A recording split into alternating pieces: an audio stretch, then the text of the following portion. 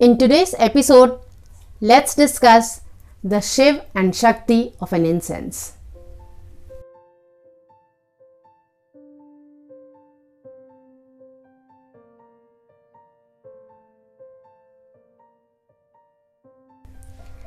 Namaste everyone and welcome to Om Incense Show with DJ, a show that helps you increase your incense quotient.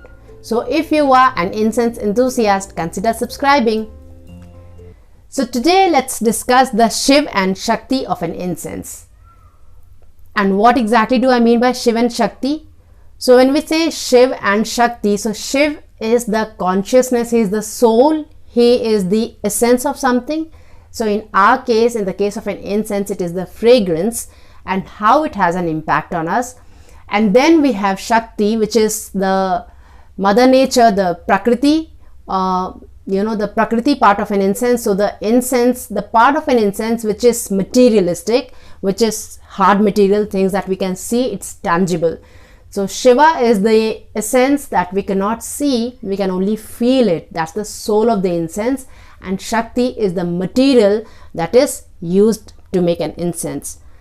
Now why I thought of doing this topic is because these days we hear a lot about incenses being an indoor pollutant, and a very, very strong one at that. It's quite carcinogenic and it has earned quite a bad reputation to itself. So I started to think why does that happen when the fragrances that we get really calms us down, really rejuvenates us, really makes us feel good. Then what is it that makes incense a pollutant? So I started to think about it, and then Shibuji even asked me to talk a little about this. So I just thought might as well do this here. So there are two aspects of an incense. All of us know that incenses started as something therapeutic, and present day it has now earned a very bad reputation of being something which is carcinogenic and highly carcinogenic. So the reason there are two aspects of an incense, and both of it has an impact on us. So the Shiva incense, the Shiva aspect of it, the soul aspect of it impacts our mind. So the intangible impacts are intangible and the tangible impacts are tangible. So the material that we burn in an incense has an impact on our physical body and on our physical environment. So if you smell a rose incense, all of us know that when we smell a rose incense or a sandalwood incense or jasmine or any other incense for that matter, what we are smelling is a chemical concoction. It's not exactly, no matter how much they say we use all natural, there's nothing natural about it. All of us know that most incenses, in fact 99.9 incenses, use chemical based fragrances. Whether it's just normal fragrance oil, whether it's mixed with any other medium or anything else. However, the fact is that fragrance, that smell itself makes us feel good, because the fragrance is directly connected to our limbic system, and it is associated strongly with our memories. So when we smell a rose, it makes us feel calm and good. Probably when we smell chandan, it will remind us of some temple, it will make us feel good.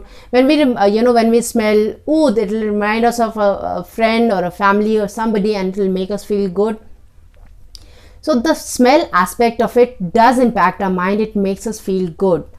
In that same way, the material thing also has an impact on us. If we burn real loban, it is going to impact our aura in a different way than the loban that we burn in an incense. Because the loban that we burn in an incense is mostly not loban really, it's just chemical concoction. And the material that is used to make an incense these days could be anything. It could be cheap materials, it could be like bamboo is there, and when bamboo burns, it does give out lead, and which is known as a carcinogenic, which is a known carcinogenic.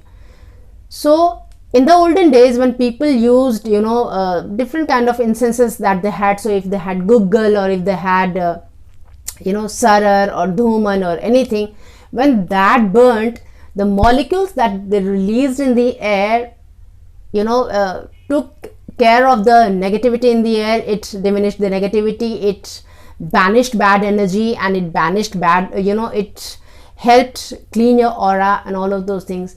But now when we burn the incenses, it's only the chemicals that get burnt, and that the molecules that is released in the atmosphere does impact our body and our aura in that way.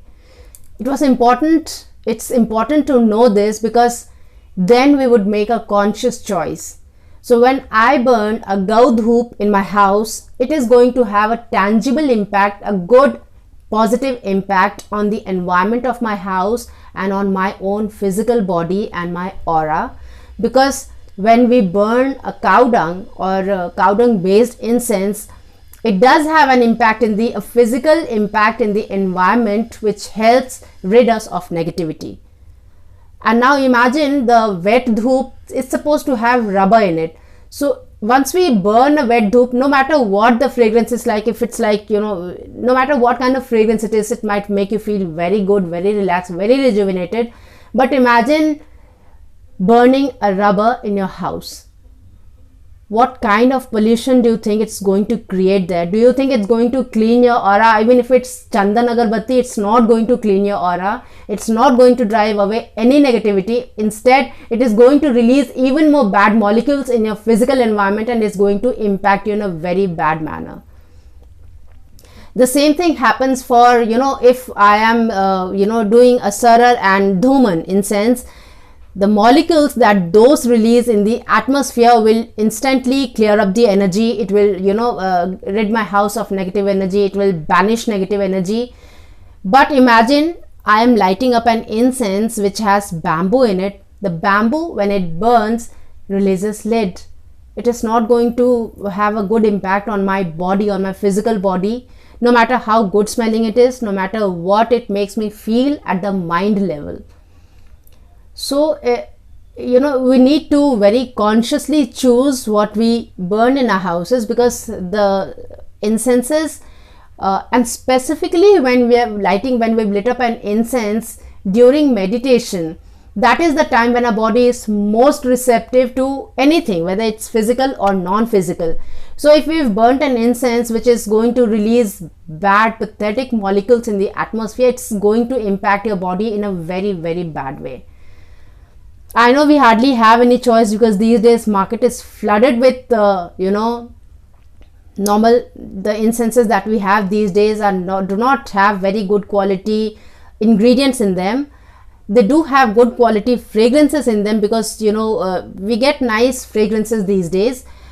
Besides the usual traditional fragrances, there are all kinds of fragrances, and people really enjoy those fragrances. They really make them feel good, but physically it is not all that good. I know we hardly have a choice, no matter how much what I tell you here, what I discuss here is just going to be null and void. Once you get an incense which is like really which smells very good to you, you are going to light it up. But I just thought it might be interesting to let you know that there are two aspects of an incense, and both of these have an equal impact on us, the tangible on the tangible part and the intangible on the intangible part of it. So the Shiva that impacts our soul, our mind, and the Shakti part of it which impacts our body. So if I burn a Palo Santo, the real wood, it is definitely going to have a better impact on me. If I'm going to light bay leaves, it's definitely going to have a good impact on me. If I'm going to light up cinnamon sticks, it's going to have an impact on me. If I'm going to light up a Gau Dhoop or Dhuman and Sara incenses or Google, it is definitely going to have an impact on me. And that is where Havan or the Havan Samagri comes to light. This is the reason why our rishis and people in the ancient times used good quality products, and there was this culture of Havan. So and as all of us know that incenses were incenses were started as something which could be lit up and give an instant Havan impact on us. But down the line, I think we just went wrong somewhere, or probably we had no choice, because we've overused our resources, and there's so much demand of it that these days we hardly have a choice to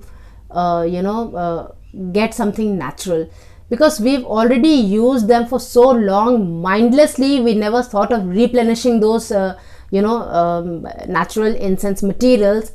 And that's the reason we've landed here today. The sandalwood that India had was mindlessly smuggled, and it was just bluntly, it was like badly used. So that's the one thing I wanted to discuss with you today. I hope you learned something from it. Let me know your thoughts in the comment section below regarding this, and check out the link in the description for many incense related products. And that's all for the episode today. Till we meet again next, take very good care of yourself. Namaste.